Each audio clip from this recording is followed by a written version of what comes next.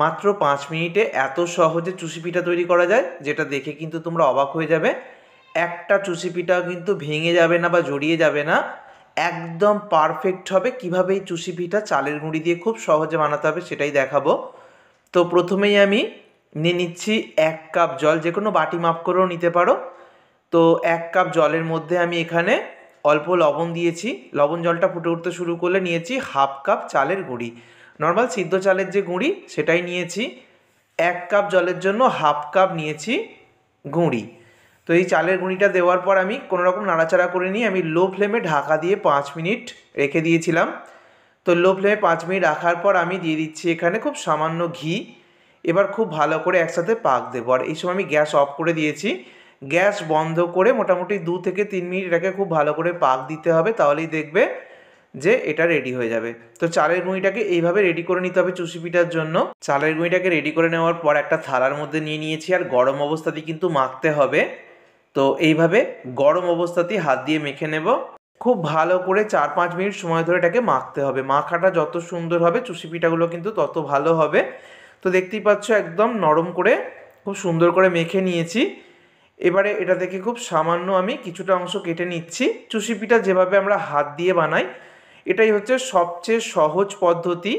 আমি প্রথমে ছোট ছোট করে গুলি তৈরি করে নিচ্ছি, তারপরে হাত দিয়েই দুটো হাতের তালুর মধ্যে নিয়ে চুষিগুলো খুব সহজেই বানিয়ে নিচ্ছি। তোমরা কোনো কার্ডবোর্ডের উপর বা থালার পিছন দিকে রেখে হাত দিয়ে ঘষেও তৈরি করতে পারো। তো আমার মনে হয় এই পদ্ধতিটাই হচ্ছে সবচেয়ে সহজ পদ্ধতি, একদম পারফেক্ট হয়, চুষিগুলো দেখতেও সুন্দর হয়। তো এইভাবে আমি করে নিয়েছি। তো ছোট ছোট গুলি পাকিয়ে খুব ঝটপট হয়ে যায়।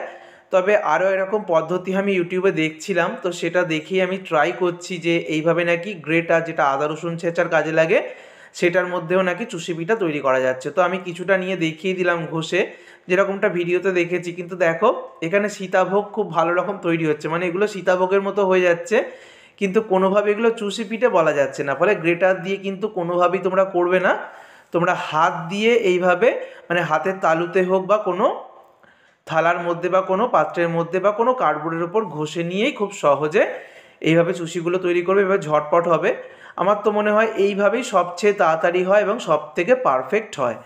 তো এইভাবে চুষিগুলো বানিয়ে নিয়েছি। এবারে আমি দিয়ে দিচ্ছি জল। হাফ লিটারের থেকে অল্প পরিমাণ কম জল এখানে নিয়েছি। আর 3 প্যাকেট গুঁড়ো দুধ দিলাম 10 টাকা দামে, তোমরা 4 প্যাকেটও দিতে পারো। দুধটা একটু ঘন হলে খেতে ভালো লাগবে। আমি এখানে গুঁড়ো দুধকে জলের মধ্যে গুলে দুধটাকে রেডি করলাম। তোমরা লিকুইড দুধ নিতে পারো, তাহলে হাফ লিটার লিকুইড দুধ এখানে নিয়ে নেবে। তো দেখো খুব ভালো করে দুধটা যখন মিশে গেছে গুঁড়ো দুধটা, তখন আমি 4টে এলাচকে ফাটিয়ে দিয়ে দিলাম। এবার দুধটাকে কিছুটা ঘন করে নেব। তো দুধটাকে আমি 6-7 মিনিট মতো ফুটিয়ে আগের থেকে অনেকটাই ঘন করে নিয়েছি, প্রায় অর্ধেকের মতো করে নিয়েছি। দেখতেই পাচ্ছ দুধটা এখন অনেকটাই ঘন হয়ে গেছে।